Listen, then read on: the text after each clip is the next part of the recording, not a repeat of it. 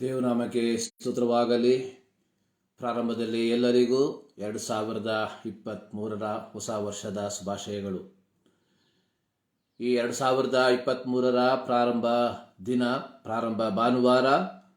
ಈ ಒಂದನೇ ದಿನದಲ್ಲಿ ದೇವರ ಸನ್ನಿಧಾನಕ್ಕೆ ಸೇರಿ ಬರುವಂತೆ ಸರ್ವಕೃಪಾಳುವಾದ ದೇವರು ನಮ್ಮ ಜೀವಿತದಲ್ಲಿ ಈ ಒಂದು ಅವಕಾಶವನ್ನು ದೇವರು ಕೊಟ್ಟಿರುವಾಗ ತುಂಬ ಹೃದಯದಿಂದ ಆತನಿಗೆ ಕೃತಜ್ಞತೆಯನ್ನು ಸಲ್ಲಿಸುವ. ಬನ್ನಿ, ಇಂದಿನ ಆರಾಧನೆಯನ್ನು ನಾವು ಪ್ರಾರ್ಥನೆಯೊಂದಿಗೆ ಪ್ರಾರಂಭಿಸುವ. ನಮ್ಮ ಶಿರಗಳನ್ನು ಬಾಗಿ ನಮ್ಮ ಕಣ್ಣುಗಳನ್ನು ಮುಚ್ಚಿ ಜೀವಸ್ವರೂಪನಾದ ದೇವರ ಮುಂಭಾಗದಲ್ಲಿ ನಮ್ಮ ಹೃದಯದ ಕಣ್ಣುಗಳನ್ನು ತೆರೆದು ಆತನ ಸನ್ನಿಧಾನದಲ್ಲಿ ಸ್ತೋತ್ರವನ್ನು ಸಲ್ಲಿಸುವ. ನಮ್ಮನ್ನು ಬಹಳವಾಗಿ ಪ್ರೀತಿ ಮಾಡುವ ಪ್ರೀತಿಯ ತಂದೆಯಾದ ದೇವರೇ, ನಿಮ್ಮಯ ಪರಿಶುದ್ಧ ನಾಮಕ್ಕೆ ಅನಂತ ವಂದನೆಗಳನ್ನು ಸಲ್ಲಿಸುತ್ತೇವೆ. 2023 ಒಂದನೇ ದಿನದ ಭಾನುವಾರ ಈ ಮುಂಜಾನೆಯಲ್ಲಿ ನಿಮ್ಮ ಸನ್ನಿಧಾನಕ್ಕೆ ನಾವು ಸೇರಿ ಬರುವಂತೆ ನಮ್ಮ ಜೀವಿತದಲ್ಲಿ ನೀನು ಕೊಟ್ಟಂತಹ ಈ ಒಂದು ಸಂದರ್ಭಕ್ಕಾಗಿ ನಾವು ನಿಮಗೆ ವಂದನೆಗಳನ್ನು ಸಲ್ಲಿಸುತ್ತೇವೆ. ಹೌದು ಕರ್ತನೆ, ಈ ಮುಂಜಾನೆಯಲ್ಲಿ ಮತ್ತೊಂದು ಆವರ್ತಿ ನಿಮ್ಮ ಪ್ರೀತಿಯನ್ನು, ನಿಮ್ಮ ಕರುಣೆಯನ್ನು, ಹೌದು ಕರ್ತನೆ, ನಿಮ್ಮ ಒದಗಿಸುವಿಕೆಯನ್ನು ನಾವು ಮನನ ಮಾಡಿಕೊಂಡು ತುಂಬ ಹೃದಯದಿಂದ ನಿಮಗೆ ಕೃತಜ್ಞತೆಯನ್ನು ಸಲ್ಲಿಸಿ ನಿಮಗೆ ಸಲ್ಲತಕ್ಕ ಮಹಿಮೆಯನ್ನು, ಆರಾಧನೆಯನ್ನು, ಘನತೆಯನ್ನು ನಾವು ಸಲ್ಲಿಸುವಂತೆ ನಮ್ಮ ಜೀವಿತದಲ್ಲಿ ಕೃಪೆ ಮಾಡುವುದಾಗಿ ನಾವು ಪ್ರಾರ್ಥಿಸುತ್ತೇವೆ. ಈ ಮುಂಜಾನೆಯಲ್ಲಿ ದೇವರೇ, ನಮ್ಮ ದೇಶದಲ್ಲಿ, ನಮ್ಮ ರಾಜ್ಯದಲ್ಲಿ, ನಮ್ಮ ಪಟ್ಟಣಗಳಲ್ಲಿ, ನಮ್ಮ ನಗರಗಳಲ್ಲಿ, ನಮ್ಮ ಗ್ರಾಮಗಳಲ್ಲಿ ನಡೆಯುವಂತಹ ಎಲ್ಲ ಪರಿಶುದ್ಧ ಆರಾಧನೆಗಳಿಗಾಗಿ ನಾವು ಪ್ರಾರ್ಥಿಸುತ್ತೇವೆ. ಈ ಮುಂಜಾನೆಯಲ್ಲಿ ನಿಮ್ಮ ಮಕ್ಕಳು ಏಕ ಮನಸ್ಸಿನಿಂದ ನಿಮ್ಮನ್ನು ಆರಾಧಿಸುವುದಕ್ಕೆ ಬಂದು ಸೇರುವಾಗ ದೇವರ ಪವಿತ್ರಾತ್ಮನ ಸಾನ್ನಿಧ್ಯವನ್ನು ಪ್ರತಿಯೊಬ್ಬರು ಅನುಭವಿಸುವಂತೆ, ಅದು ನಮ್ಮ ದೇಶಕ್ಕೆ, ನಮ್ಮ ರಾಜ್ಯಕ್ಕೆ, ನಮ್ಮ ಪಟ್ಟಣಗಳಿಗೆ, ನಮ್ಮ ನಗರಗಳಿಗೆ, ನಮ್ಮ ಗ್ರಾಮಗಳಿಗೆ ಆಶೀರ್ವಾದವಾಗಿ ಮಾರ್ಪಡುವಂತೆ ಕೃಪೆ ಮಾಡಿ ಎಂಬುದಾಗಿ ನಾವು ಪ್ರಾರ್ಥಿಸುವಂಥವರಾಗಿದ್ದೇವೆ. ಹೌದು ಕರ್ತನೆ, ಈ ಮುಂಜಾನೆಯಲ್ಲಿ ಇಂದಿನ ಆರಾಧನೆಯನ್ನು ತಂದೆ, ಮಗ, ಪವಿತ್ರಾತ್ಮನ ನಾಮದಲ್ಲಿ ಆರಂಭಿಸುವಂಥವರಾಗಿದ್ದೇವೆ. ತ್ರಿಯೇಕ ದೇವರ ಸಾನ್ನಿಧ್ಯ ಪ್ರಾರಂಭದಿಂದ ಅಂತ್ಯದವರೆಗೆ ನಾವು ಅನುಭವಿಸುವಂತೆ ಕೃಪೆ ಮಾಡು. ನಾವು ಆಡುವ ಹಾಡುಗಳ ಮೂಲಕ, ಧ್ಯಾನಿಸುವಂಥ ವಾಕ್ಯದ ಮೂಲಕ ದೇವರ ನಾಮ ಮಹಿಮೆ ಹೊಂದುವಂತೆ ಕೃಪೆ ಮಾಡಿ ಎಂಬುದಾಗಿ ಪ್ರಾರ್ಥಿಸುತ್ತೇವೆ. ಸಮಸ್ತವನ್ನು ಮತ್ತೊಂದು ಆವರ್ತಿ ನಿಮ್ಮ ಕರಗಳಿಗೆ ಒಪ್ಪಿಸಿ ಪ್ರಾರ್ಥನೆಯನ್ನು ಕೇಳಿದಕ್ಕಾಗಿ ಸ್ತೋತ್ರವನ್ನು ಸಲ್ಲಿಸುತ್ತಾ ಎಲ್ಲ ನಮಗಾಗಿ ಜೀವ ಕೊಟ್ಟಂತ ಯೇಸು ಕ್ರಿಸ್ತನ ನಾಮದಲ್ಲಿ ಬೇಡುತ್ತೇವೆ ನಮ್ಮ ಪ್ರೀತಿಯ ತಂದೆಯೇ, ಆಮೇನ್. ದೇವರ ನಾಮಕ್ಕೆ ಸ್ತೋತ್ರವಾಗಲಿ. ಈ ಮುಂಜಾನೆಯಲ್ಲಿ ಮತ್ತೊಂದು ಆವರ್ತಿ ದೇವರ ಸನ್ನಿಧಾನದಲ್ಲಿ, ದೇವರ ಸಮ್ಮುಖದಲ್ಲಿ ಆತನನ್ನು ಆರಾಧಿಸುವುದಕ್ಕೆ, ಆತನನ್ನು ಸ್ತುತಿಸುವುದಕ್ಕೆ ಸರ್ವಶಕ್ತನಾದ ದೇವರು ನಮ್ಮ ಜೀವಿತದಲ್ಲಿ ಈ ಒಂದು ದಿನವನ್ನು, ಈ ಒಂದು ಅವಕಾಶವನ್ನು ಕೊಟ್ಟಿರುವಾಗ ತುಂಬ ಹೃದಯದಿಂದ ಆತನಿಗೆ ಕೃತಜ್ಞತೆಯನ್ನು ನಾವು ಸಲ್ಲಿಸುವ. 2022 ನಮ್ಮನ್ನು ಬಿಟ್ಟು ಗತಿಸಿ ಹೋಗಿದೆ. 2023 ಈ ಒಂದನೇ ದಿನದ ಪ್ರಾರಂಭ ಭಾನುವಾರ ದೇವರನ್ನ ಆರಾಧಿಸುವುದಕ್ಕೆ, ದೇವರನ್ನ ಸ್ತುತಿಸುವುದಕ್ಕೆ ದೇವರು ನಮಗೆ ಅವಕಾಶವನ್ನ, ಸಂದರ್ಭವನ್ನ ಕೊಟ್ಟಿದ್ದಾನೆ. ದೇವರ ವಾಕ್ಯದಲ್ಲಿ ನಾವು ನೋಡುವಂಥದ್ದು ಕೀರ್ತನೆಗಳು 103 ಅದರ ಪ್ರಾರಂಭ ವಾಕ್ಯದಲ್ಲಿ ದಾವೀದನು ಹೇಳಿರುವಂಥದ್ದು, ನನ್ನ ಮನವೇ ಯೆಹೋವನನ್ನು ಕೊಂಡಾಡು, ನನ್ನ ಸರ್ವೇಂದ್ರಿಯಗಳೇ ಆತನ ಪವಿತ್ರ ನಾಮವನ್ನ ಕೀರ್ತಿಸು, ನನ್ನ ಮನವೇ ಯೆಹೋವನನ್ನು ಕೊಂಡಾಡು, ಆತನ ಉಪಕಾರಗಳಲ್ಲಿ ಒಂದನ್ನು ಮರೆಯಬೇಡ. ಕಳೆದ ಹೋದ ವರ್ಷದಲ್ಲಿ ಸರ್ವಶಕ್ತನಾದ ದೇವರು ನಮ್ಮ ವೈಯಕ್ತಿಕ ಜೀವಿತದಲ್ಲಿ, ನಮ್ಮ ಕೌಟುಂಬಿಕ ಜೀವಿತದಲ್ಲಿ, ನಮ್ಮ ಮಕ್ಕಳ ಜೀವಿತದಲ್ಲಿ, ನಮ್ಮ ಬಂಧು ಬಳಗದವರ ಜೀವಿತದಲ್ಲಿ ಮಾಡಿರುವಂತಹ ಪ್ರತಿಯೊಂದು ಆಶೀರ್ವಾದಗಳನ್ನು, ಅದ್ಭುತಗಳನ್ನು ದೇವರ ವಾಕ್ಯದಲ್ಲಿ ನಾವು ನೋಡೋ ಪ್ರಕಾರವಾಗಿ ಕೋಳಿ ತನ್ನ ಮರಿಗಳನ್ನು ತನ್ನ ರೆಕ್ಕೆಯಲ್ಲಿ ಕಾಯುವಂತೆ ಸರ್ವಕೃಪಾಳುವಾದ ದೇವರು ಕಳೆದ 365 ದಿನ ನಮ್ಮನ್ನು ಕಾದು ಕಾಪಾಡಿದ್ದಾನೆ.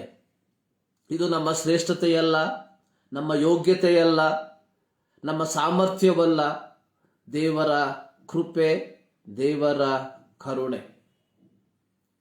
ಒಮ್ಮೆ ಏಲಿಯನು ಈ ರೀತಿಯಾಗಿ ಪ್ರಾರ್ಥಿಸಿದನು, ಸಾಕು ಕರ್ತನೆ, ನನ್ನ ಪ್ರಾಣವನ್ನು ತೆಗೆದುಕೋ.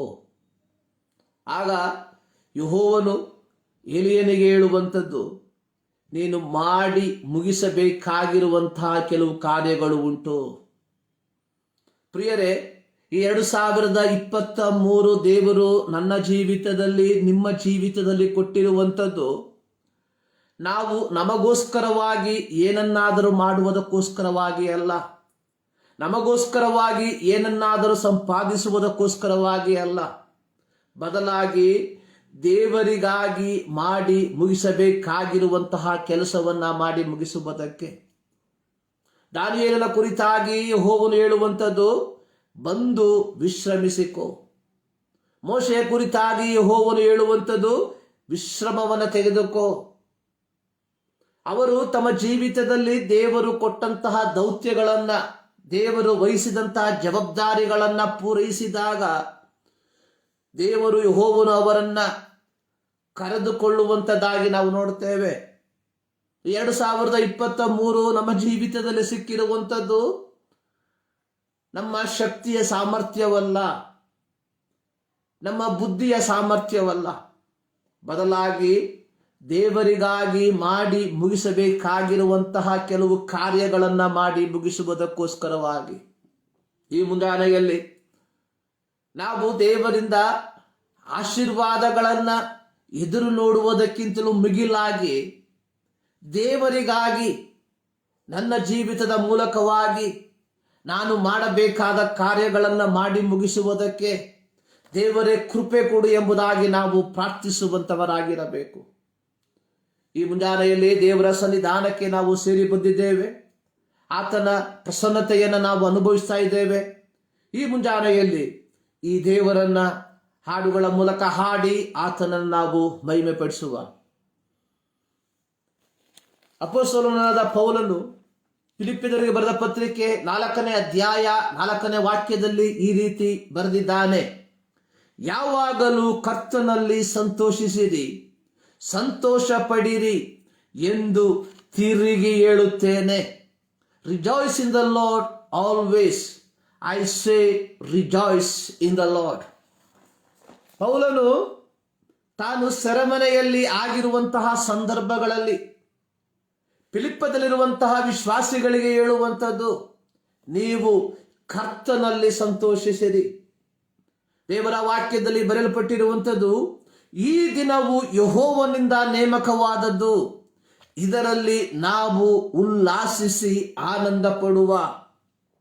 ಈ ಮುಂಜಾನೆಯಲ್ಲಿ ಈ 2023 ಜನವರಿ 1ನೇ ತಾರೀಕಿನ ಮುಂಜಾನೆಯ ಜಾವದಲ್ಲಿ ದೇವರ ಸನ್ನಿಧಾನದಲ್ಲಿ ನಾವು ಸಂತೋಷಿಸುವುದಕ್ಕೆ, ಆನಂದಿಸುವುದಕ್ಕೆ ಆಸ್ಪದ ಉಂಟು.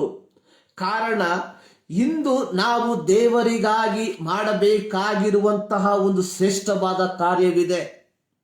ಆ ಕಾರ್ಯ ಏನೆಂಬುದಾಗಿ ನಾವು ಅರ್ಥೈಸಿಕೊಂಡು, ಅದನ್ನು ಗ್ರಹಿಸಿಕೊಂಡು, ಅದನ್ನು ನಮ್ಮ ಜೀವಿತದ ಮೂಲಕವಾಗಿ ಮಾಡಿ ತೀರಿಸುವಾಗ ಕರ್ತನಲ್ಲಿ ಸಂತೋಷಿಸುವುದಕ್ಕೆ, ಕರ್ತನಲ್ಲಿ ಆನಂದಿಸುವುದಕ್ಕೆ ನಮಗೆ ಆಸ್ಪದ ಲಭಿಸುವಂಥದ್ದಾಗಿದೆ. ಬನ್ನಿರಿ, ಒಟ್ಟಾಗಿ ಸೇರಿ ಕರ್ತನ ಸನ್ನಿಧಾನದಲ್ಲಿ ಆತನನ್ನು ಆಡಿ ಅರಸುವ. ಯಾವಾಗಲೂ ಕರ್ತನಲ್ಲಿ ಸಂತೋಷಿಸಿರಿ, ಸಂತೋಷ ಪಾಡಿರಿ. ಯಾವಾಗಲೂ ಕರ್ತನಲ್ಲಿ ಸಂತೋಷಿಸಿರಿ, ಸಂತೋಷ ಪಾಡಿರಿ ಎಂದು ತಿರುಗಿ ಹೇಳುತ್ತೇನೆ, ಎಂದು ತಿರುಗಿ ಹೇಳುತ್ತೇನೆ, ಎಂದು ತಿರುಗಿ ಹೇಳುತ್ತೇನೆ, ಎಂದು ತಿರುಗಿ ಹೇಳುತ್ತೇನೆ. ಯಾವಾಗಲೂ ಕರ್ತನಲ್ಲಿ ಸಂತೋಷಿಸಿರಿ, ಸಂತೋಷ ಪಾಡಿರಿ. ಯಾರ್ಯಾರು ಆತನನ್ನು ಅಂಗೀಕರಿಸಿದರು, ಆತನ ಹೆಸರಿನಲ್ಲಿ ನಂಬಿಕೆ ಇಟ್ಟರು. ಯಾರ್ಯಾರು ಆತನ ಹೆಸರಿನಲ್ಲಿ ನಂಬಿಕೆ ಇಟ್ಟರು ಅವರಿಗೆ ಸಿಕ್ಕುವುದು ನಿಜವಾದ ಸಂತೋಷವು. ಅವರಿಗೆ ಸಿಕ್ಕುವುದು ನಿಜವಾದ ಸಂತೋಷವು. ಯಾವಾಗಲೂ ಕರ್ತನಲ್ಲಿ ಸಂತೋಷಿಸಿರಿ, ಸಂತೋಷ ಪಡಿರಿ. ಯಾವಾಗಲೂ ಕರ್ತನಲ್ಲಿ ಸಂತೋಷಿಸಿರಿ, ಸಂತೋಷ ಪಡಿರಿ.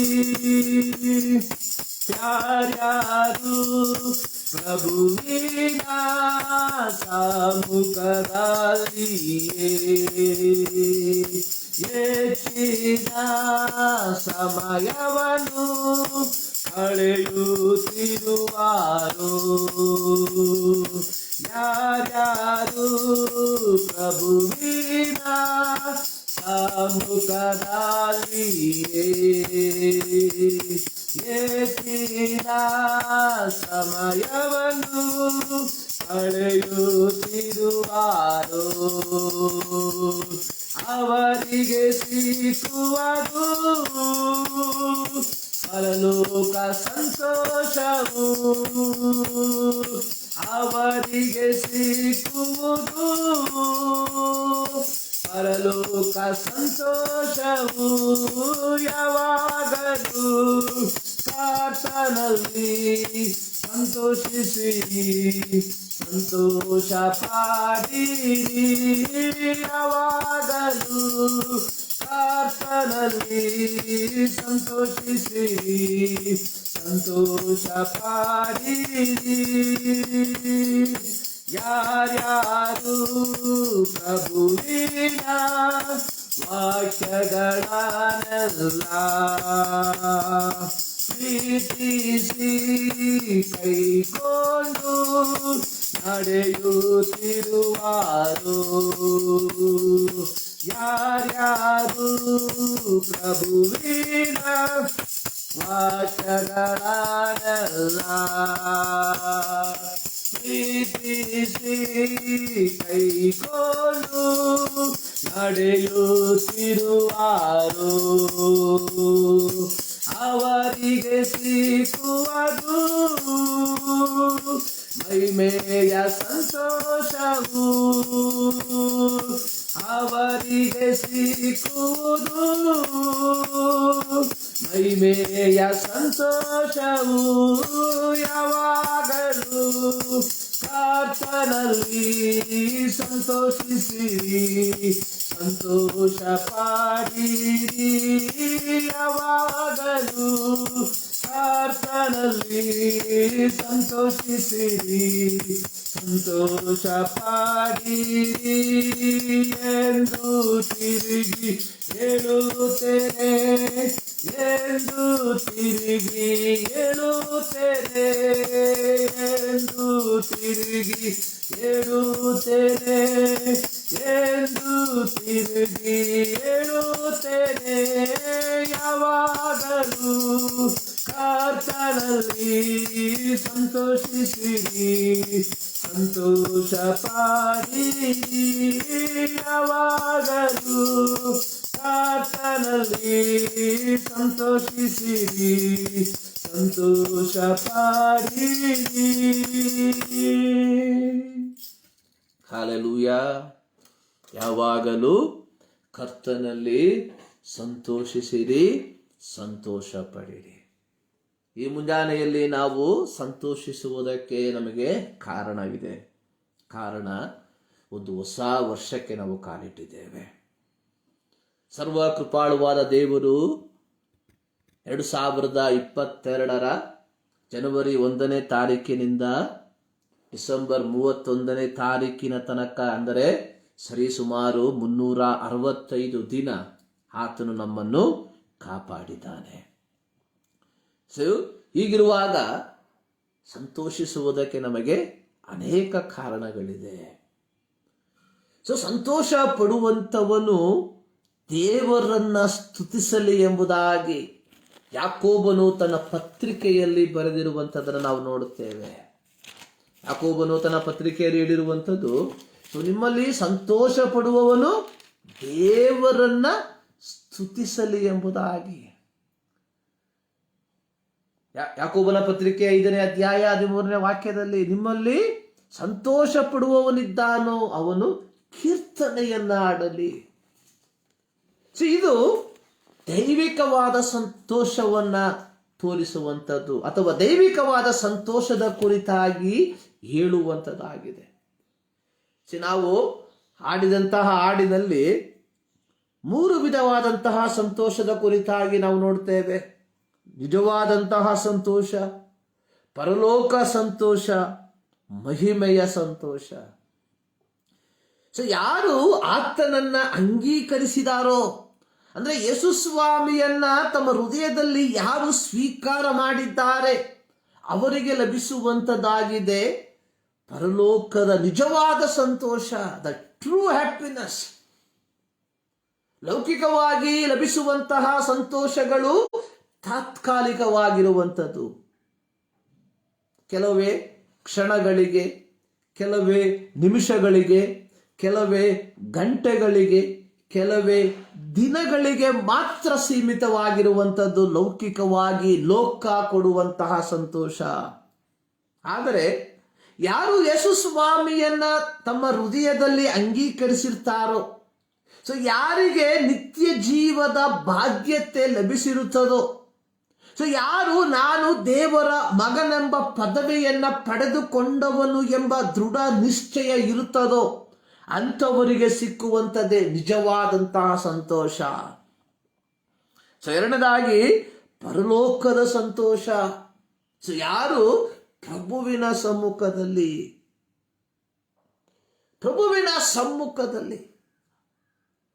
ಆದಿಕಾಂಡದಲ್ಲಿ ನಾವು ನೋಡುತ್ತೇವೆ, ಯೆಹೋವನು ಮನುಷ್ಯನನ್ನ ಉಂಟು ಮಾಡಿರುವಂಥದ್ದು ಒಂದು ದೇವರೊಂದಿಗೆ ಒಂದು ಸಾಂಗತ್ಯವನ್ನ, ಒಂದು ಸಂಬಂಧವನ್ನ, ನಿರಂತರವಾದ ಸಂಬಂಧವನ್ನ ಬೆಳೆಸಬೇಕೆಂಬ ಉದ್ದೇಶದಿಂದ. ಯಾರು ದೇವರ ಸನ್ನಿಧಾನದಲ್ಲಿ ನಿರಂತರವಾಗಿ ಆ ಒಂದು ಅವಿಭಾಜ್ಯ ಬಂಧವನ್ನು ಇಟ್ಟುಕೊಂಡಿರುತ್ತಾರೋ, ಅವಿನಾಭ್ಯ ಬಂಧವನ್ನು ಇಟ್ಟುಕೊಂಡಿರುತ್ತಾರೋ ಅಂಥವರಿಗೆ ಸಿಕ್ಕುವಂಥದ್ದು ಪರಲೋಕದ ಸಂತೋಷ.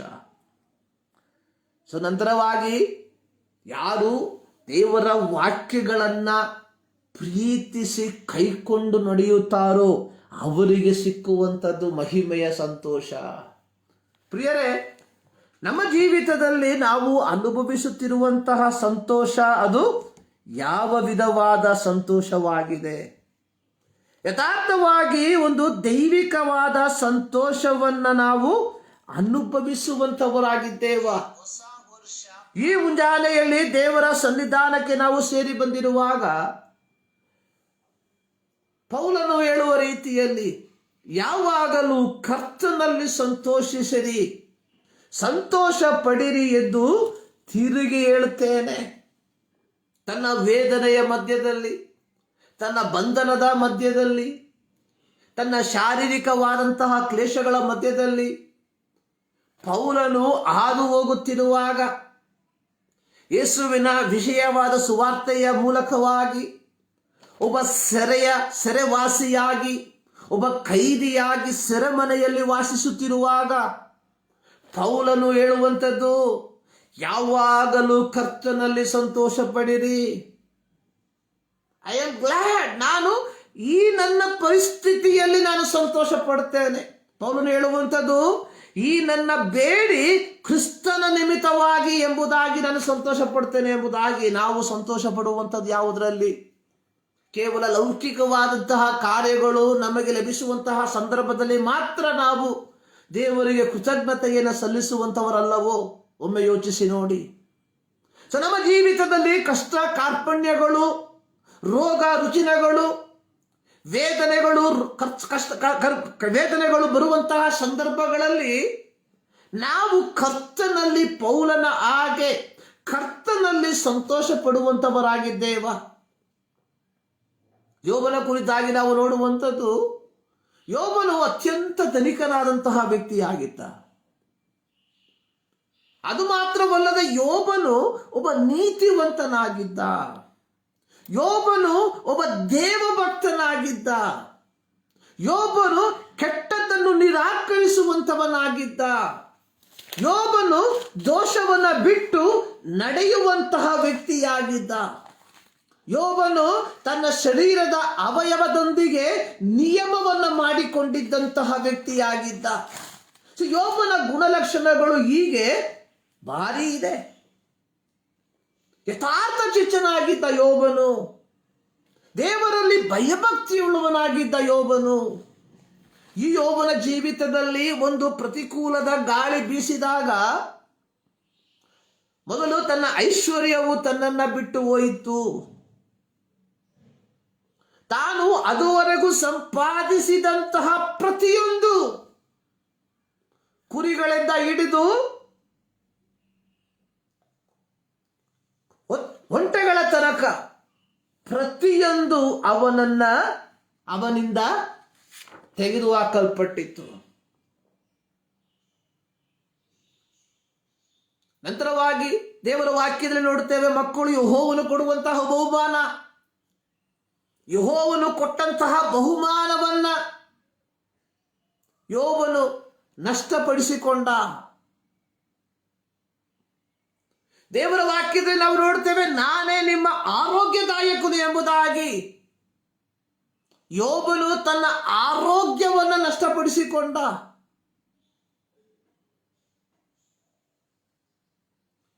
ಯೆಹೋವನು ಹೇಳಿರುವಂಥದ್ದು, ನಾನು ನಿಮ್ಮನ್ನು ವೃದ್ಧಿ ಮಾಡ್ತೇನೆ. ಅವನ ಎಲ್ಲ ವೃದ್ಧಿಯು ಅವರಿಂದ ನಷ್ಟವಾಗಿ ಹೋಯಿತು.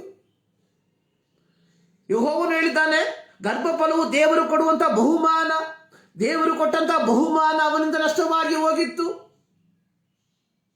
ಯೆಹೋವನು ಹೇಳಿದ್ದಾನೆ, ನಾನೇ ನಿಮ್ಮ ಆರೋಗ್ಯದಾಯಕನು. ಯೋಬನ ಆರೋಗ್ಯ ಅವನಿಂದ ನಷ್ಟವಾಗಿ ಹೋಗಿತ್ತು.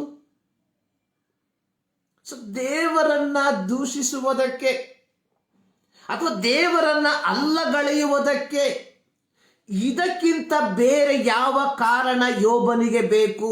ಯೋಚನೆ ಮಾಡಿ ನೋಡ್ರಿ. ಅವನ ಧರ್ಮಪತ್ನಿ ಹೇಳುವಂಥದ್ದು, ನೀನು ಇದುವರೆಗೂ ನಿನ್ನ ಯಥಾರ್ಥತ್ವವನ್ನು ಬಿಡಲಿಲ್ವಾ? ಇದುವರೆಗೂ ನೀನು ನಿನ್ನ ಯಥಾರ್ಥತ್ವವನ್ನು ಬಿಡಲಿಲ್ವಾ? 2ನೇ ಅಧ್ಯಾಯ 9ನೇ ವಾಕ್ಯ, ದೇವರನ್ನ ದೂಷಿಸಿ ಸಾಯಿ. ಆದರೆ ಯೋಬನು ಹೇಳುವಂಥದ್ದು, ನೀನು ಮೂರ್ಖಳತೆ ಮಾತನಾಡಬೇಡ.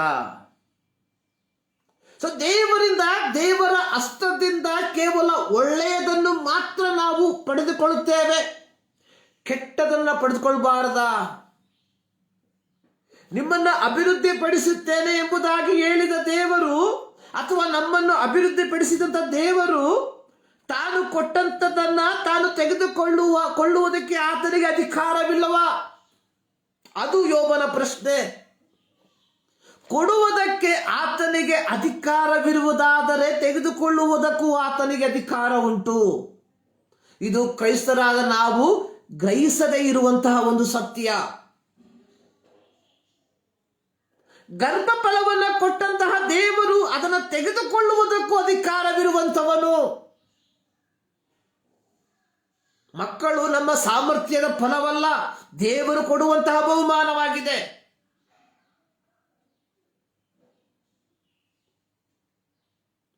ಆರೋಗ್ಯವನ್ನ ಕೊಟ್ಟಂತಹ ದೇವರು ಕೊಟ್ಟಂತಹ ಆರೋಗ್ಯವನ್ನು ತೆಗೆದುಕೊಳ್ಳೋದಿಲ್ವಾ?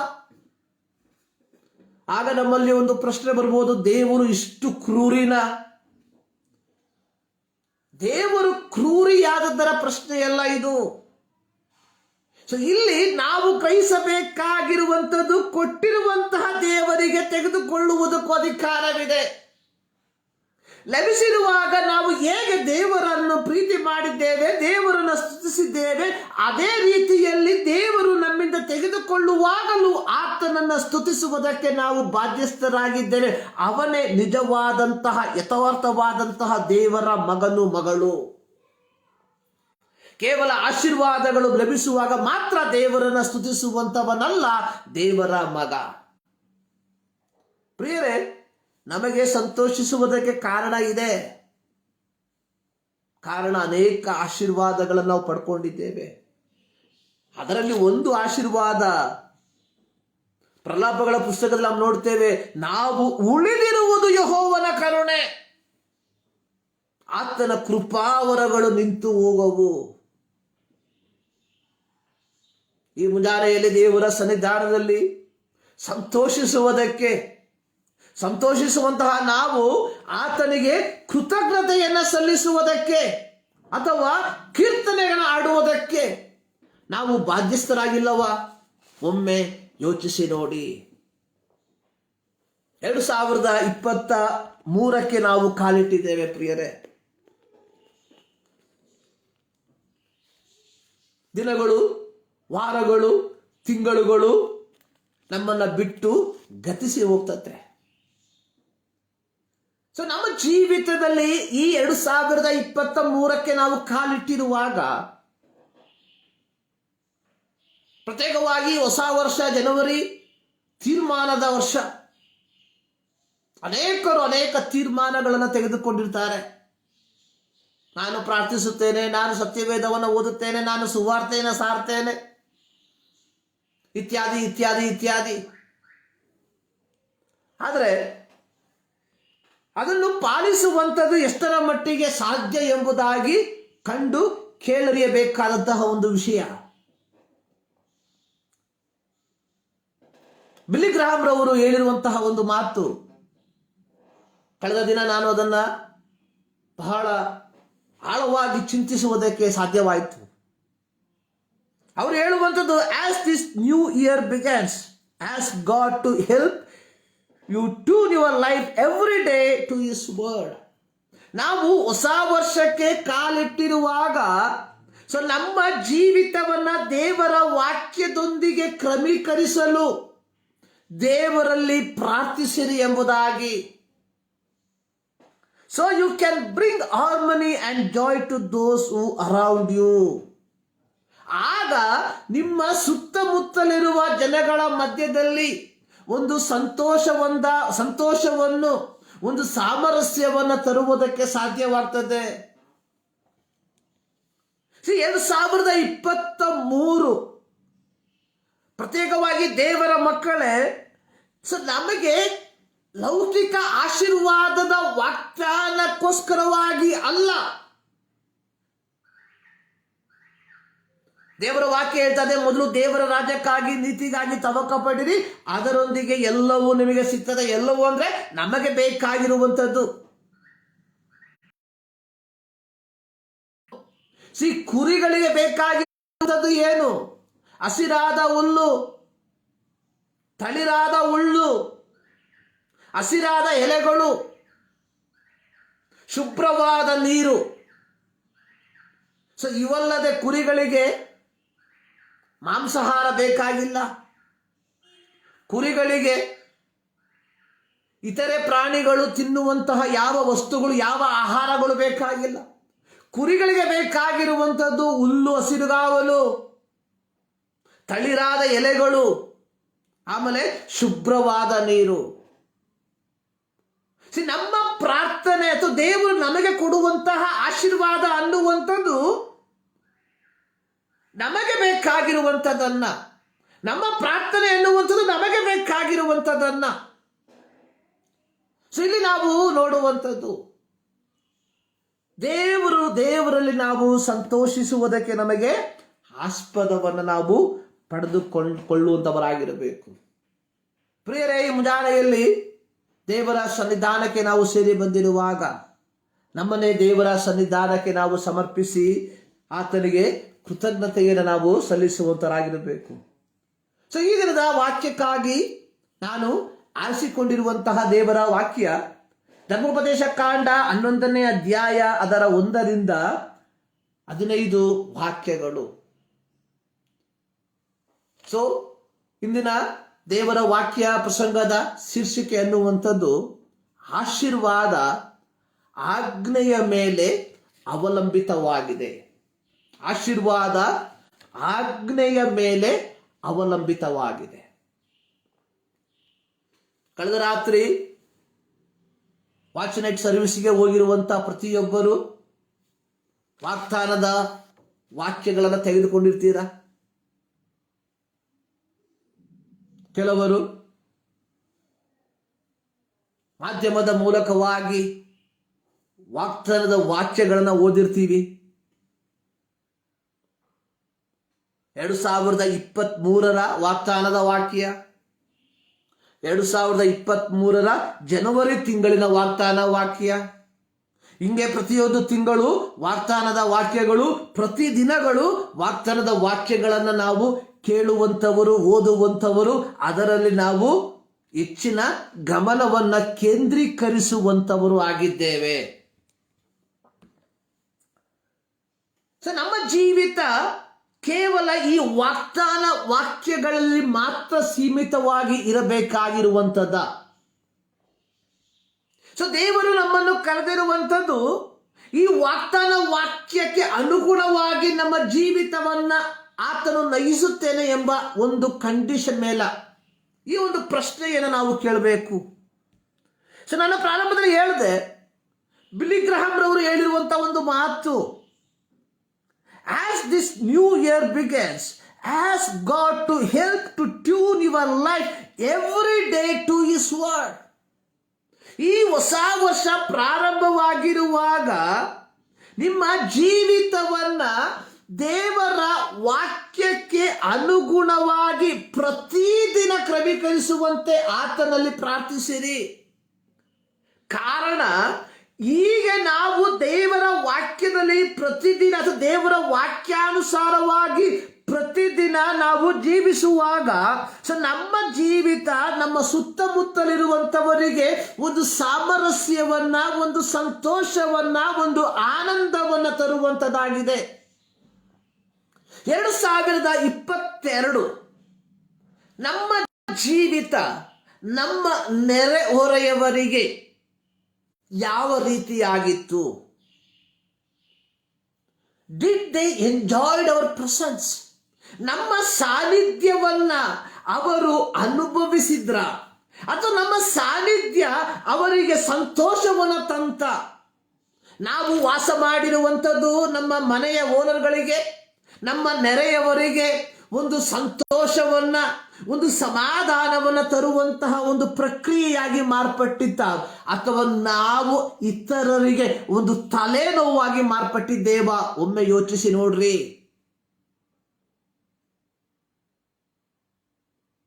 ಹೌ ಮೆನಿ ಟೈಮ್ಸ್ ನಮ್ಮ ನೆರೆಯವರು ಎಷ್ಟು ಬಾರಿ ನಮ್ಮ ಕುರಿತಾಗಿ ಹೇಳಿರ್ಬೋದು, ಇಲ್ಲಿಂದ ಹೋದ್ರೆ ಸಾಕು ಎಂಬುದಾಗಿ.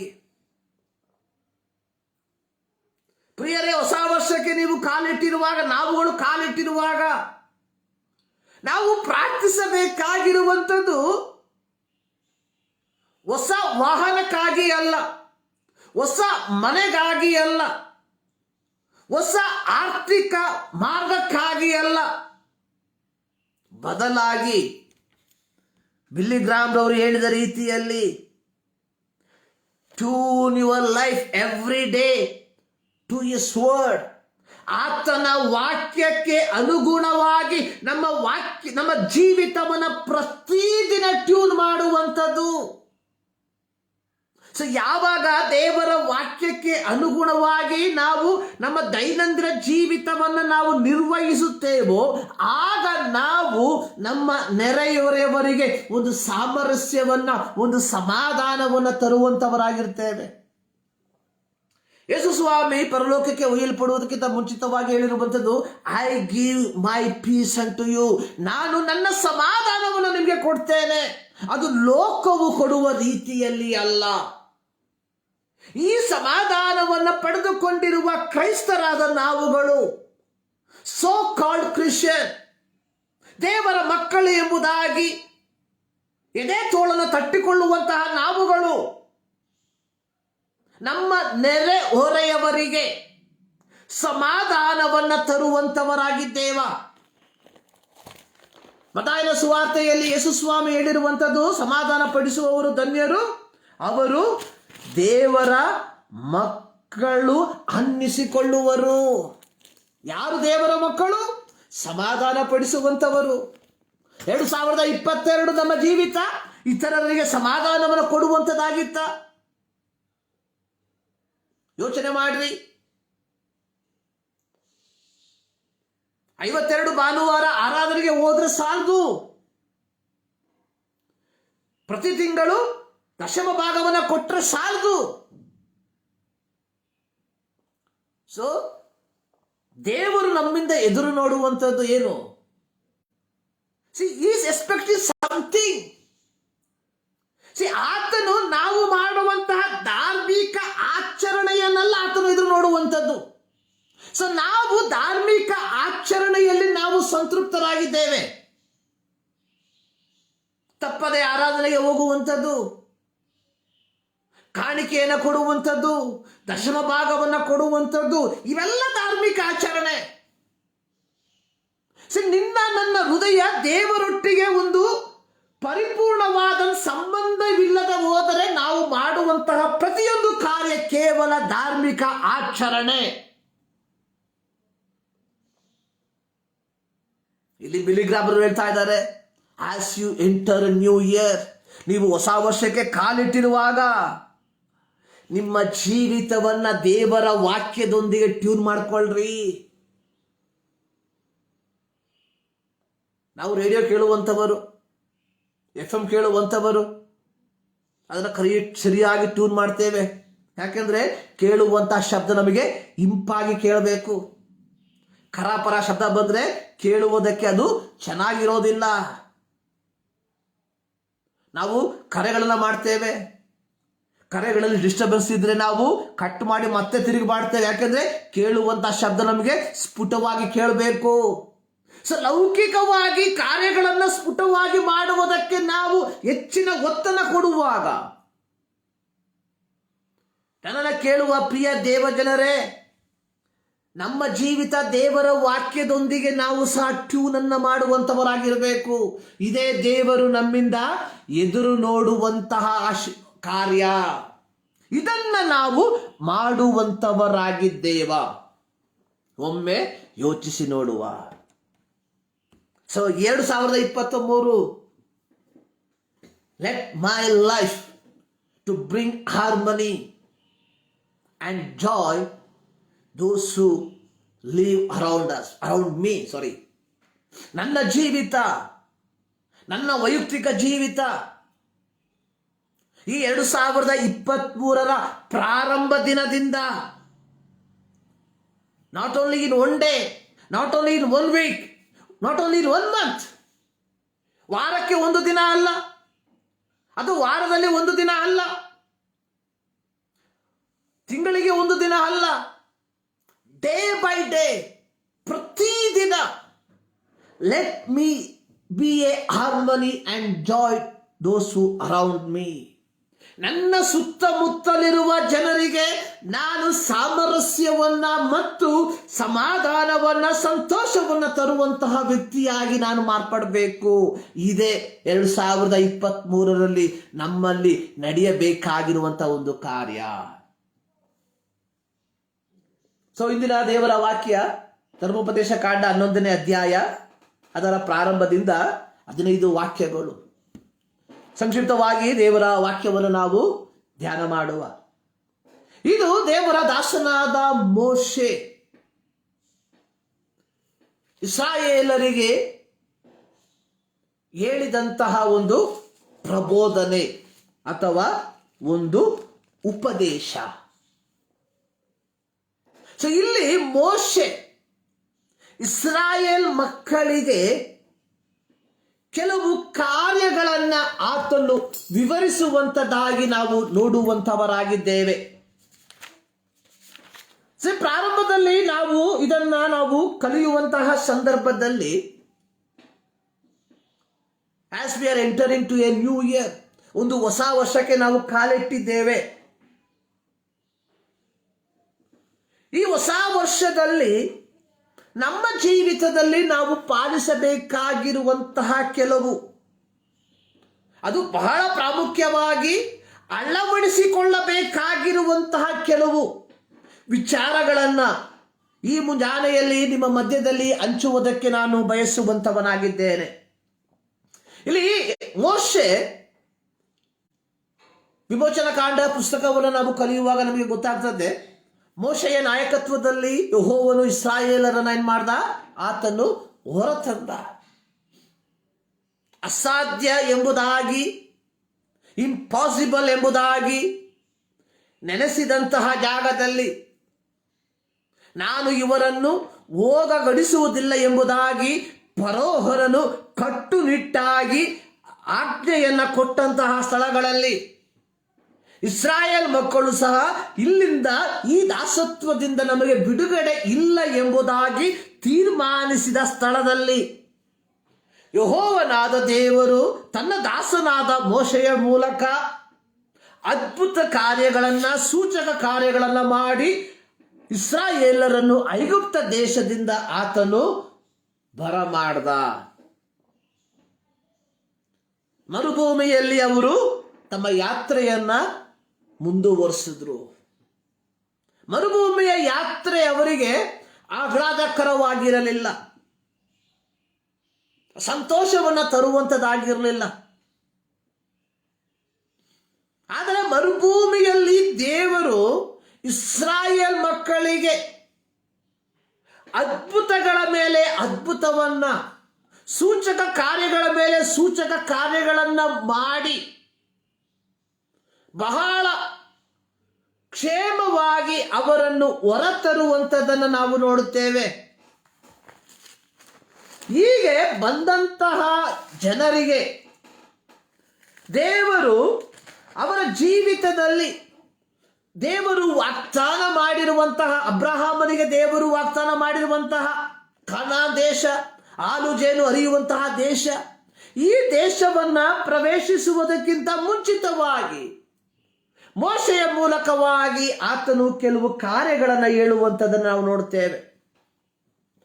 ಈ 11ನೇ ಅಧ್ಯಾಯದ 11ನೇ ವಾಕ್ಯದಲ್ಲಿ ಬರೆದಿರುವಂಥದ್ದು, ಸೊ ನೀವು ಸ್ವಾಧೀನ ಮಾಡಿಕೊಳ್ಳುವುದಕ್ಕೆ ಹೋಗುವ ದೇಶವು ಹಳ್ಳ ದಿಣ್ಣೆಗಳ ದೇಶ, ಆಕಾಶದಿಂದ ಮಳೆ ಬಿದ್ದ ಪ್ರಕಾರವೇ ಅದಕ್ಕೆ ನೀರು ದೊರೆಯುವುದು, ಅದು ನಿಮ್ಮ ದೇವರಾದ ಯೆಹೋವನು ಪರಾಂಬರಿಸುವ ದೇಶ, ಸಂವತ್ಸರದ ಪ್ರಾರಂಭ ಮೊದಲುಗೊಂಡು ಕೊನೆಯವರೆಗೂ ಆತನು ಅದನ್ನು ಸದಾ ಕಟಾಕ್ಷಿಸುವನು.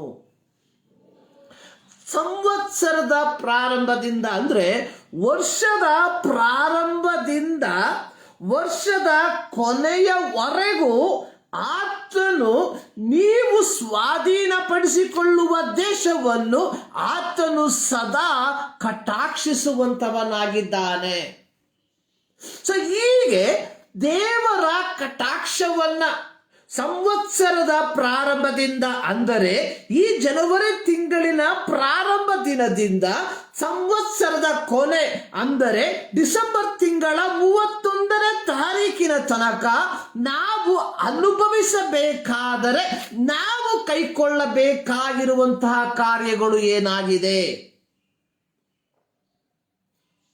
There is no blessing without a command.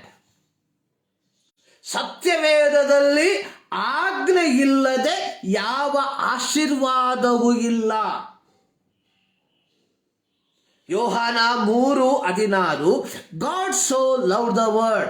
ದೇವರು ಲೋಕದ ಮೇಲೆ ಎಷ್ಟೋ ಪ್ರೀತಿಯನ್ನಿಟ್ಟನು, ಪ್ರೀತಿಯನ್ನಿಟ್ಟು ತನ್ನ ಒಬ್ಬನೇ ಮಗನನ್ನು ಕಳುಹಿಸಿಕೊಟ್ಟನು. ಆತನನ್ನು ನಂಬುವ command. God so loved the world. ದೇವರು ಲೋಕವನ್ನು ಪ್ರೀತಿ ಮಾಡ್ದ. He sent his son. ಆತನು ತನ್ನ ಮಗನನ್ನ ಕಳುಹಿಸಿಕೊಟ್ಟ. Those who believe, ಆತನನ್ನು ನಂಬುವವರಿಗೆ ಮಾತ್ರ ನಿತ್ಯ ಜೀವ. ನಿತ್ಯ ಜೀವ promise. Everlasting life is a promise. But there is a command, those who believe. ಯಾರು ಆತನನ್ನು ನಂಬುತ್ತಾರೆ ಅವರಿಗೆ ಮಾತ್ರ ಸಿಕ್ಕುವಂಥದ್ದು. ನಾವು ಆಡಿದ್ವಿ, ಯಾರಿಗೆ ಪರಲೋಕ ಸಂತೋಷ ಸಿಗ್ತದೆ? ಯಾರು ಪ್ರಭುವಿನ ಸಮ್ಮುಖದಲ್ಲಿ ಹೆಚ್ಚಿನ ಸಮಯವನ್ನ ಕಳೆಯುತ್ತಾರೋ ಅವರಿಗೆ ಪರಲೋಕದ ಸಂತೋಷ ಸಿಗ್ತದೆ. ಯಾರಿಗೆ ನಿಜವಾದ ಸಂತೋಷ ಸಿಗ್ತದೆ? ಯಾರು ಆತನನ್ನ ಅಂಗೀಕರಿಸುತ್ತಾರೋ ಅವರಿಗೆ ನಿಜವಾದ ಸಂತೋಷ ಸಿಗ್ತದೆ. ಯಾರಿಗೆ ಮಹಿಮೆಯ ಸಂತೋಷ ಸಿಗ್ತದೆ? ಯಾರು ಆತನ ವಾಕ್ಯಗಳನ್ನ ಪ್ರೀತಿಸಿ ಕೈಕೊಂಡು ನಡೆಯುತ್ತಾರೋ ಅವರಿಗೆ ಮಹಿಮೆಯ ಸಂತೋಷ ಸಿಗ್ತದೆ. There is a no promise without a command. ಆಜ್ಞೆ ಇಲ್ಲದ ಆಶೀರ್ವಾದ ಇಲ್ಲ. ಇಲ್ಲಿ ಇಸ್ರಾಯೇಲ್ ಮಕ್ಕಳಿಗೆ ಮೋಶೆ ಹೇಳುವಂಥದ್ದು, ನೀವು ಸ್ವಾಧೀನಪಡಿಸಿಕೊಳ್ಳುವ ದೇಶ ಅದು ಯೆಹೋವನು ಪರಾಂಬರಿಸುವ ದೇಶ. ಅಲ್ಲಿ ಸಂವತ್ಸರದ ಪ್ರಾರಂಭ ಮೊದಲುಗೊಂಡು ಕೊನೆಯವರೆಗೂ ಆತನು ಸದಾ ಕಟಾಕ್ಷಿಸುತ್ತಾನೆ. ಈ ಒಂದು ಕಟಾಕ್ಷವನ್ನ ನೀವು ಅನುಭವಿಸಬೇಕಾದರೆ ನೀವು ಮಾಡಬೇಕಾಗಿರುವಂತ ಕಾರ್ಯ, ಒಂದನೇ ವಾಕ್ಯ, ನಿಮ್ಮ ದೇವರಾದ ಯೆಹೋವನಲ್ಲಿ ಪ್ರೀತಿಯಿಟ್ಟು ಆತನ ನಿಯಮಗಳನ್ನು ಕೈಕೊಂಡು ಆತನ ಆಜ್ಞಾ ವಿಧಿ ನಿರ್ಣಯಗಳನ್ನು ಯಾವಾಗಲೂ ಅನುಸರಿಸಬೇಕು. Always, not only in Sunday. ಭಾನುವಾರ ದಿನದಲ್ಲಿ ಮಾತ್ರವಲ್ಲ, ಶುಕ್ರವಾರದ ದಿನದಲ್ಲಿ ಮಾತ್ರವಲ್ಲ, ಸಭೆಯ ಉಪವಾಸ ದಿನಗಳಲ್ಲಿ ಮಾತ್ರವಲ್ಲ, ಗುಡ್ ಫ್ರೈಡೆ ದಿನದಲ್ಲಿ ಮಾತ್ರವಲ್ಲ, ಈಸ್ಟರ್ ದಿನದಲ್ಲಿ ಮಾತ್ರವಲ್ಲ, ಕ್ರಿಸ್ಮಸ್ ದಿನದಲ್ಲಿ ಮಾತ್ರವಲ್ಲ, ಮತ್ತೆ ಯಾವಾಗಲೂ ಅಂದ್ರೆ ಈ ಶ್ವಾಸ ಇರುವ ತನಕ ನಾನು ಆತನನ್ನು ಪ್ರೀತಿಸಿ ಆತನ ನಿಯಮಗಳನ್ನು ಕೈಕೊಂಡು ಆತನ ಆಜ್ಞಾ ವಿಧಿ ನಿರ್ಣಯಗಳನ್ನ ಪಾಲಿಸುವಂತವರಾಗಿರಬೇಕು.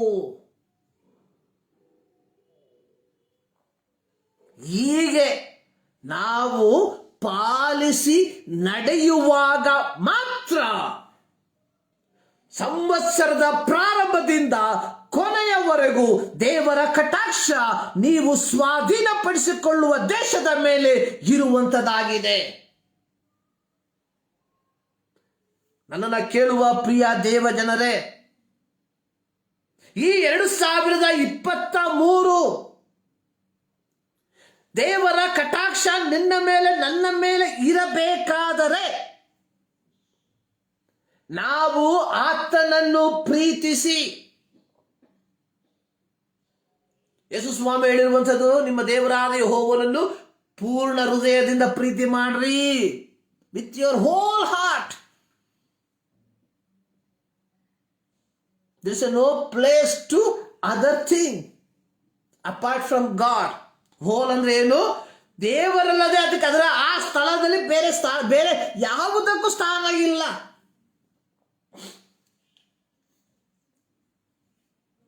ಯಾರಿಗಾದ್ರೂ ಕೇವಲ ಒಂದೇ ಒಂದು ಮಗು ಇದ್ರೆ ಆ ತಂದೆ ತಾಯಿಗಳ ಪ್ರೀತಿ ಆ ಮಗುವಿನ ಮೇಲೆ ಮಾತ್ರ ಆಗಿರ್ತದೆ. 2-3 ಇರುವಂತಹ ತಂದೆ ತಾಯಿಗಳಿಗೆ ದೇರ್ ವಿಲ್ ಬಿ ವೇರಿಯೇಷನ್. ನಾವು ಹೇಳ್ತೇವೆ ಇಲ್ಲ, but there will be variation. ಇಲ್ಲಿ ದೇವರನ್ನ ಪ್ರೀತಿ ಮಾಡುವುದು ಅಂದ್ರೆ 2-3 ಕಾರ್ಯಗಳನ್ನ ಇಟ್ಕೊಬಾರ್ದು. ಒಂದು ಕಡೆ ದೇವರು, ಇನ್ನೊಂದು ಕಡೆ ಲೋಕ, ಇನ್ನೊಂದು ಕಡೆ ಪ್ಲೆಷರ್, ಇನ್ನೊಂದು ಕಡೆ ಇನ್ನೊಂದು.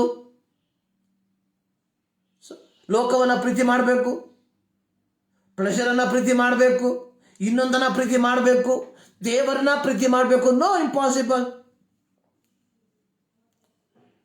ಯಾಕೋಬನು ತನ್ನ ಪತ್ರಿಕೆಯಲ್ಲಿ ಬರೆದಿರುವಂಥದ್ದು, ಈ ಲೋಕವನ್ನಾಗಲಿ ಲೋಕದಲ್ಲಿರುವುದನ್ನಾಗಲಿ ಪ್ರೀತಿ ಮಾಡಬೇಡ್ರಿ. ಯಾರಾದರೂ ಲೋಕವನ್ನ ಪ್ರೀತಿ ಮಾಡಿದ್ರೆ ತಂದೆಯ ಮೇಲಣ ಪ್ರೀತಿ ಅವನ ಮೇಲೆ ಇಲ್ಲ.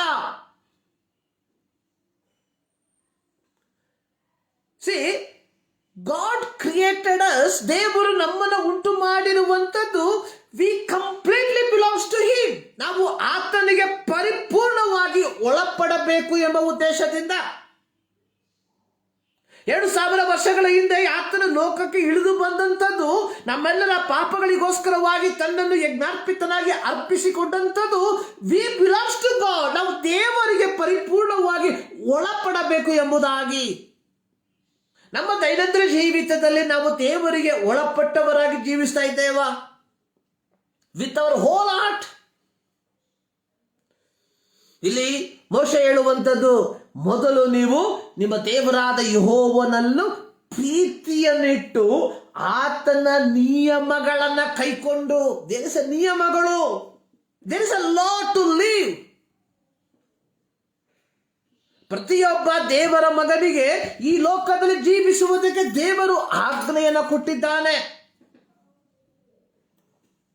ತಂದೆ ತಾಯಿಗಳಿಗೆ, ಮಕ್ಕಳಿಗೆ, ಬೋಧಕರಿಗೆ, ವಿಶ್ವಾಸಿಗಳಿಗೆ, ನಮ್ಮನ್ನು ಆಳ್ವಿಕೆ ಮಾಡುವಂಥವರಿಗೆ, ಅಧಿಕಾರಿಗಳಿಗೆ, ಕೆಲಸದ ಯಜಮಾನರಿಗೆ, ಕೂಲಿ ಮಾಡುವಂಥವರಿಗೆ, ಗುಲಾಮರಿಗೆ,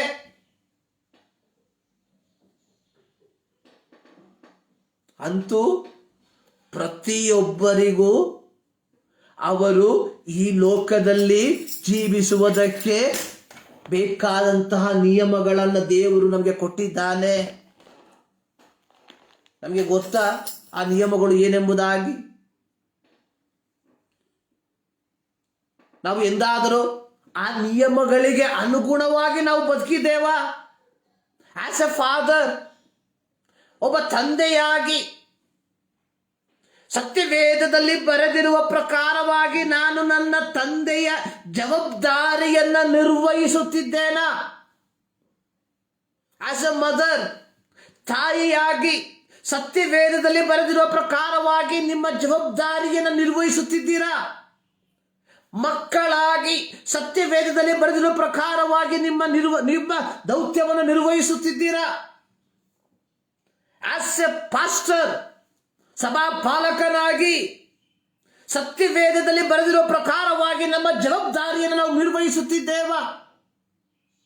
ಆಸ್ ಎ ಬಿಲೀವರ್, ದೇವರ ಮಕ್ಕಳಾಗಿ ವಿಶ್ವಾಸಿಗಳಾಗಿ ಸತ್ಯವೇದದಲ್ಲಿ ಬರೆದಿರುವ ಪ್ರಕಾರವಾಗಿ ನಮ್ಮ ಜವಾಬ್ದಾರಿಯನ್ನು ನಿರ್ವಹಿಸುತ್ತಿದ್ದೇವಾ?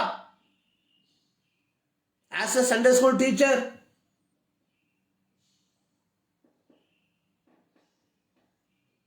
ಆಸ್ ಎ ಬಾಸ್, ನೀವು ಒಬ್ಬ ಕಂಪನಿಯ ಯಜಮಾನನಾಗಿದ್ದರೆ ಸತ್ಯವೇದದಲ್ಲಿ ಬರೆದಿರುವ ಪ್ರಕಾರವಾಗಿ ನಿಮ್ಮ ಜವಾಬ್ದಾರಿಯನ್ನು ನಿರ್ವಹಿಸುತ್ತಿದ್ದೀರಾ? ನೀವು ಒಬ್ಬ ಕೆಲಸ ಮಾಡುವಂತಹ ವ್ಯಕ್ತಿಯಾಗಿದ್ದರೆ ಸತ್ಯವೇದದಲ್ಲಿ ಬರೆದಿರುವ ಪ್ರಕಾರವಾಗಿ ನಿಮ್ಮ ಕೆಲಸವನ್ನು ಮಾಡ್ತಾ ಇದ್ದೀರಾ? ನೀವು ಅಧಿಕಾರದಲ್ಲಿರುವುದಾದರೆ ಅಥವಾ ಸರ್ಕಾರದ ಉನ್ನತ ಶ್ರೇಣಿಗಳಲ್ಲಿ ಕೆಲಸ ಮಾಡುವಂಥವರಾಗಿದ್ದರೆ ಸತ್ಯವೇದದ ಪ್ರಕಾರವಾಗಿ ನಿಮ್ಮ ಕೆಲಸವನ್ನು ನೀವು ನಿರ್ವಹಿಸುತ್ತಿದ್ದೀರಾ? For everything there is a law in the Bible. It is given to us. ಇದು ನಮಗೆ ಕೊಟ್ಟಿರುವಂಥದ್ದು. Are we following? ನಾವು ಇದನ್ನು ಅನುಸರಿಸುತ್ತಿದ್ದೇವೆ ಅನ್ನುವಂಥದ್ದು ಮುಖ್ಯ ವಿಚಾರ. ಅನೇಕರು ಹೇಳುವಂಥದ್ದು, ವರ್ಷಗಟ್ಟಲೆಯಿಂದ ಪ್ರಾರ್ಥನೆ ಮಾಡಿದ ದೇವರು ನನ್ನ ಪ್ರಾರ್ಥನೆಯನ್ನು ಕೇಳ್ತಾ ಇಲ್ಲ. 10 ವರ್ಷ 10-15 ವರ್ಷ ಆಯಿತು, God didn't answer. We will never get any message from God. Straight forward ಆಗಿ ಹೇಳ್ಬಿಡ್ತಾರೆ, no. But still we are praying. ಪ್ರಿಯರೇ, 2023 ನಿನ್ನ ನನ್ನ ಜೀವಿತದಲ್ಲಿ ಒಂದು ದೈವಿಕ ಆಶೀರ್ವಾದವನ್ನು ಪಡೆದುಕೊಳ್ಬೇಕಾದ್ರೆ ನೀನು ನಾನು ನಮ್ಮ ಜೀವಿತವನ್ನ ದೇವರ ವಾಕ್ಯದೊಂದಿಗೆ ಟ್ಯೂನ್ ಮಾಡಬೇಕು. ಪ್ರತಿದಿನ ಟ್ಯೂನ್ ಮಾಡಬೇಕು. ಇಲ್ಲಿ ಮೋಶೆ ಹೇಳುವಂಥದ್ದು ಅದನ್ನೇ.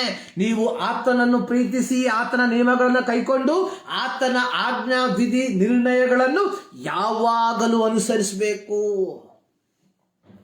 ಸೊ ಇಲ್ಲಿ ಮೋಶೆ ಕೆಲವು ಉದಾಹರಣೆಗಳನ್ನು ಹೇಳುವಂಥದ್ದನ್ನು ನೋಡ್ತೇವೆ.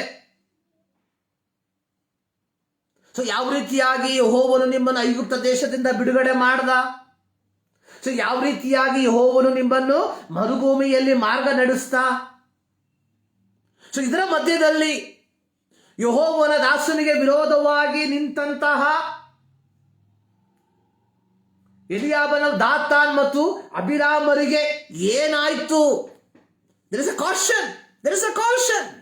ಎಚ್ಚರಿಕೆ ಸಂದೇಶವನ್ನು ಕೊಡ್ತಾ ಇದ್ದಾನಲ್ಲಿ ದೇವರು ಮೋಶೆ ಮೂಲಕವಾಗಿ.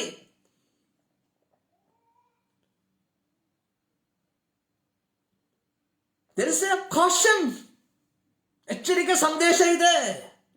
ಏನಾಯ್ತು? 5ನೇ ವಾಕ್ಯದಲ್ಲಿ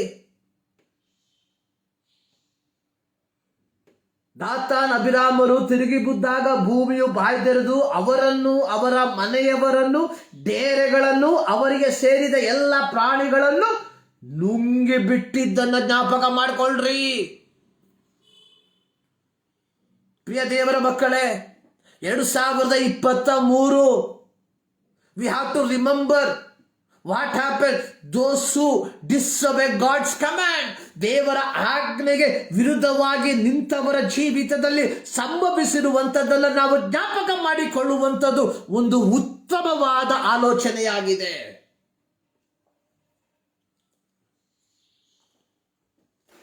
ಸೊ ನಂತರವಾಗಿ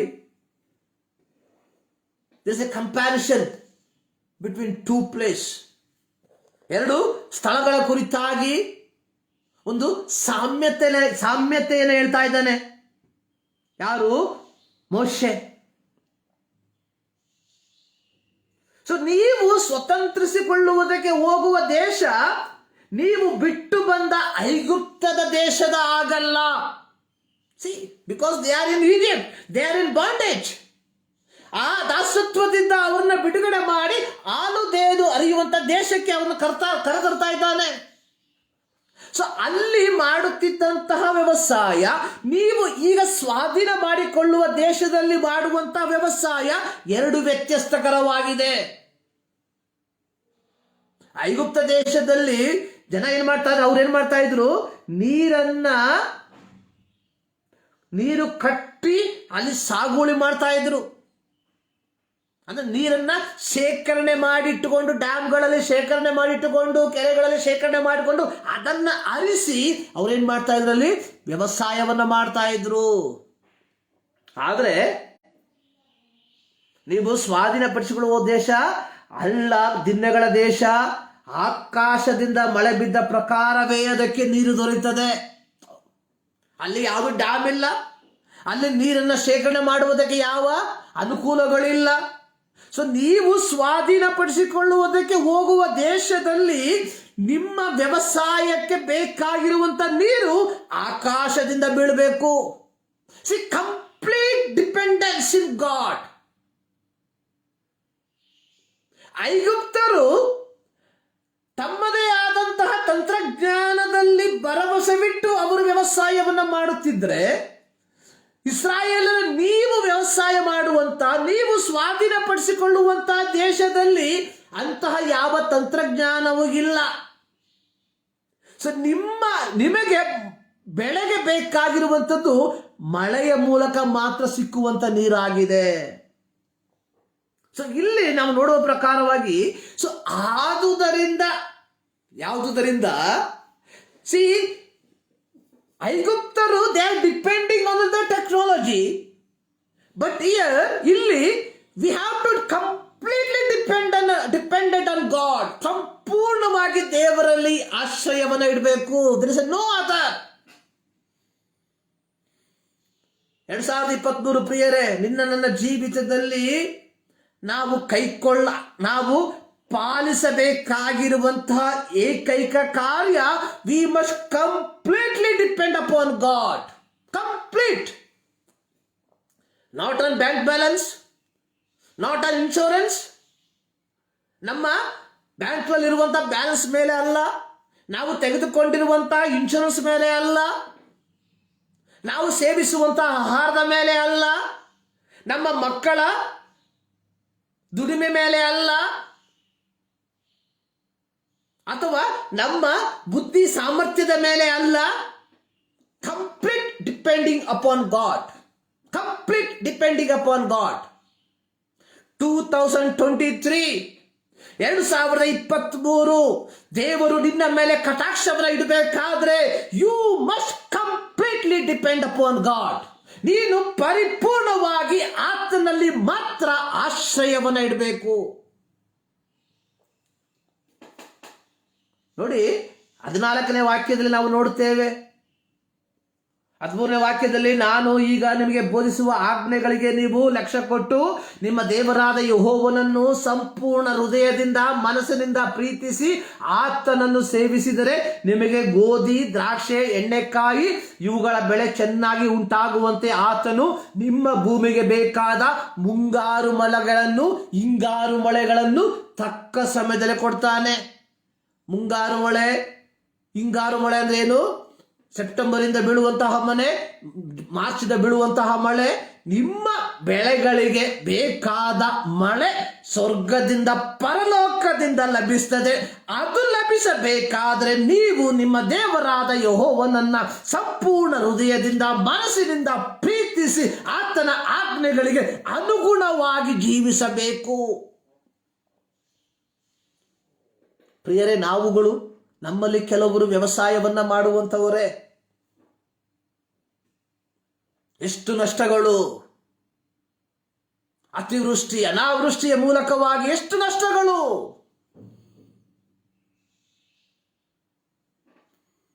ಸೊದೋಮ್ ಗೊಮೋರವನ್ನ ಯೆಹೋವನು ನಾಶಪಡಿಸುವುದಕ್ಕೆ ಹೋಗುವಂತಹ ಸಂದರ್ಭದಲ್ಲಿ ಅಬ್ರಹಾಮನು ದೇವರೊತ್ತಿಗೆ ನಡೆಸುವಂತ ಸಂಭಾಷಣೆ ಇದೆ.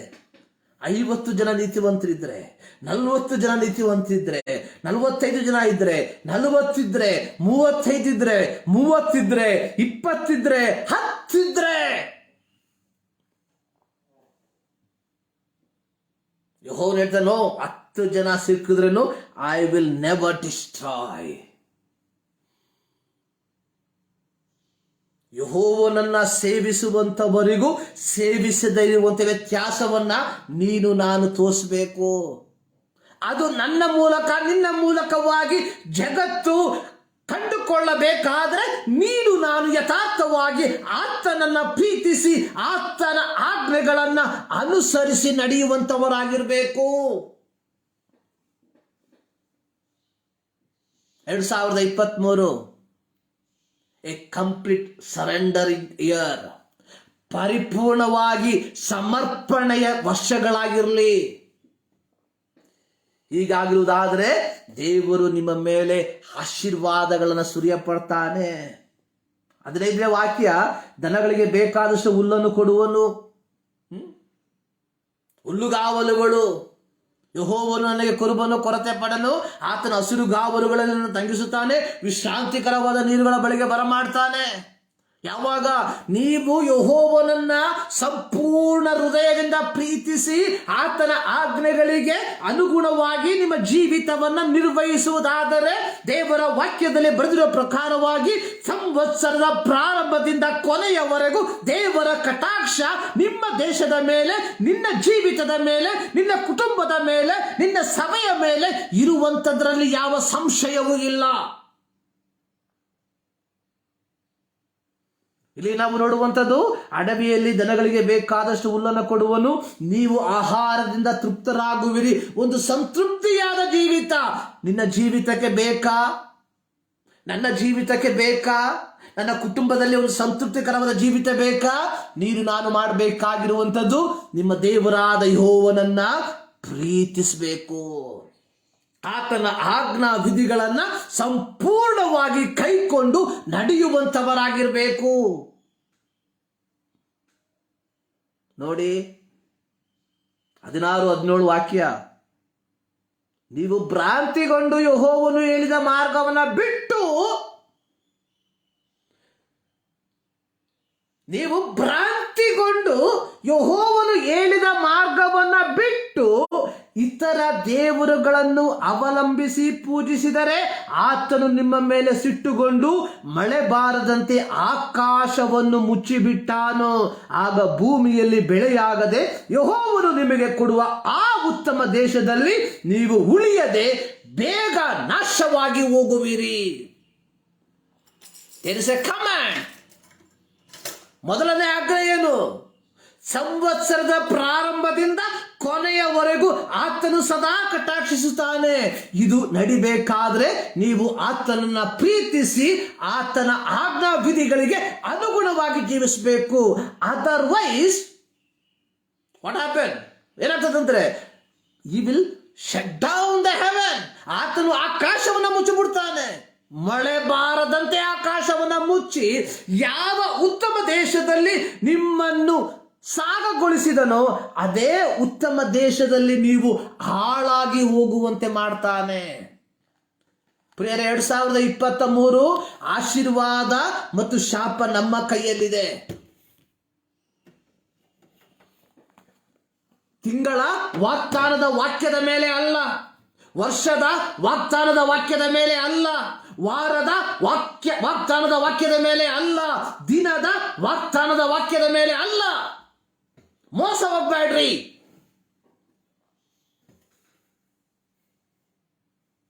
$1,000 ಕಳಿಸಿದ್ರೆ ಆಶೀರ್ವಾದ ಸಿಕ್ಕೋದಿಲ್ಲ.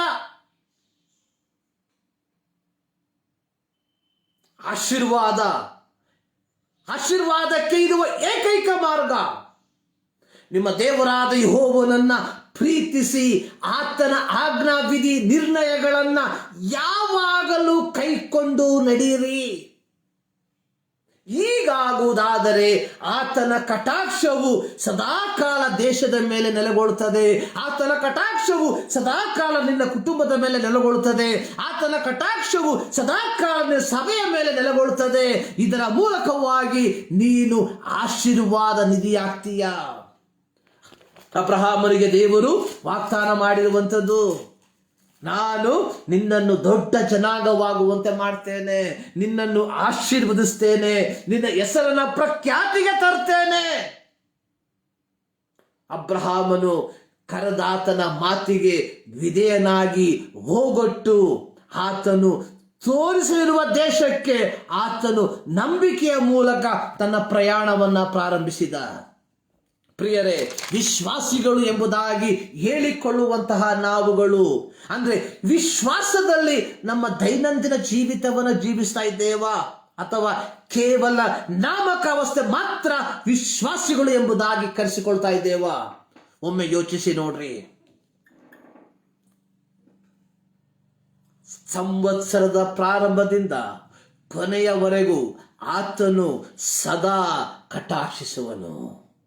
ಇದು ದೇವರು ನಮಗೆ ಕೊಟ್ಟಿರುವಂತಹ ವಾಗ್ದಾನ. ನಾನು ಒಂದು ಪುಸ್ತಕದಲ್ಲಿ ಈ ರೀತಿ ಓದಿದ್ದೇನೆ.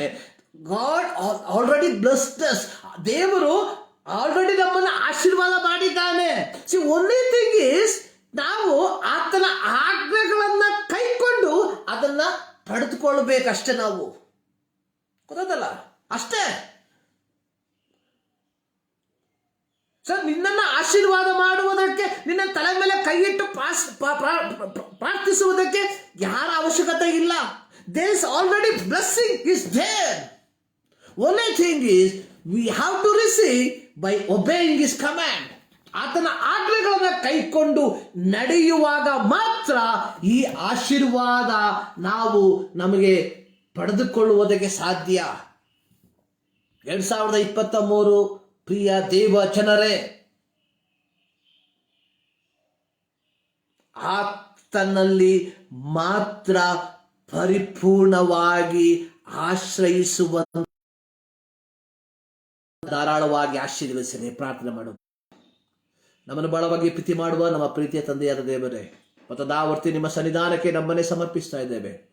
2023 ಪ್ರಾರಂಭ ದಿನದಲ್ಲಿ ಕರ್ತನೆ, ಈ ಭಾನುವಾರ ನಿಮ್ಮ ಸನ್ನಿಧಾನದಲ್ಲಿ ನಿಮ್ಮನ್ನು ಆರಾಧಿಸುವಂತೆ ನಮ್ಮ ಜೀವಿತದಲ್ಲಿ ಕೃಪೆ ಮಾಡಿದ್ದಕ್ಕಾಗಿ ಸ್ತೋತ್ರ. ನಿಮ್ಮ ವಾಕ್ಯದ ಗುಡಾರ್ಥಗಳನ್ನು ತಿಳಿಯಪಡಿಸಿದ್ದಕ್ಕಾಗಿ ಸ್ತೋತ್ರ. ನಮ್ಮನ್ನು ಸಂಪೂರ್ಣವಾಗಿ ನಿಮ್ಮ ಕರಗಳಿಗೆ ಒಪ್ಪಿಸಿಕೊಡ್ತಾ ಇದ್ದೇವೆ. ನಿಮ್ಮ ವಾಕ್ಯವನ್ನು ಕೇಳಿರುವಂತಹ ಪ್ರತಿಯೊಬ್ಬರಿಗಾಗಿ ನಾನು ಪ್ರಾರ್ಥಿಸ್ತಾ ಇದ್ದೇನೆ. 2023 ಪರಿಪೂರ್ಣವಾಗಿ ನಿನ್ನಲ್ಲಿ ಮಾತ್ರ ಆಶ್ರಯಿಸಿ ಅವರು ಜೀವಿಸುವಂತಹ ದಿನಗಳಾಗಿ ಮಾರ್ಪಡಿಸು ಸ್ವಾಮಿ. ಪ್ರಾರ್ಥನೆಗಳಿಗಾಗಿ ಸ್ತೋತ್ರ. ಯೇಸು ಕ್ರಿಸ್ತನ ನಾಮದಲ್ಲಿ ಬಿಡುತ್ತೇವೆ ನಮ್ಮ ಪ್ರೀತಿಯ ತಂದೆ. ನಮ್ಮ ಕರ್ತನಾದ ಯೇಸು ಕ್ರಿಸ್ತನ ಕೃಪೆ, ತಂದೆಯಾದ ದೇವರ ಪ್ರೀತಿ, ಪವಿತ್ರಾತ್ಮನ ಅನ್ಯೋನ್ಯತೆ ನಮ್ಮೆಲ್ಲರ ಸಂಗಡ ಇಂದಿನಿಂದ ಸದಾ ಕಾಲವಲ್ಲೇ ಆಗಿರಲಿ. ಆಮೇನ್. ಸರ್ವಶಕ್ತನಾದ ದೇವರು ನಿಮ್ಮೆಲ್ಲರನ್ನ ಧಾರಾಳವಾಗಿ ಆಶೀರ್ವದಿಸಲಿ. ಮತ್ತು ಎಲ್ಲರಿಗೂ 2023 ಹೊಸ ವರ್ಷದ ಶುಭಾಶಯಗಳು. ಸರ್ವಶಕ್ತನಾದ ದೇವರು ನಿಮ್ಮನ್ನು, ನಿಮ್ಮ ಕುಟುಂಬವನ್ನು, ನಿಮ್ಮ ಸಭೆಯನ್ನು, ನಿಮ್ಮ ಬಂಧು ಬಾಂಧವರನ್ನ ಧಾರಾಳವಾಗಿ ಆಶೀರ್ವದಿಸಲಿ. May God bless.